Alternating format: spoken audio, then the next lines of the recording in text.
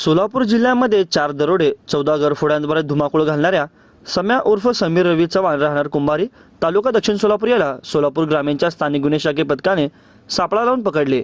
ही कारवाई कुंभार येथील पुलाजवळ करण्यात आली। यातील सम्या उर्फ समीर चव्हाण या सराईत गुन्हेगाराने पंढरपूर तालुक्यातील रोपळे येथील घरात प्रवेश करून सोन्या चांदीचे दागिने रोख रक्कम असा 5,49,000 रुपयांचा मुद्देमाल चोरून नेला। पोलीस त्याच्या मागावर होते। स्थानिक गुन्हे शाखेचे पथक वळसंग गावात तपासण्याच्या दृष्टीने फिरत होते।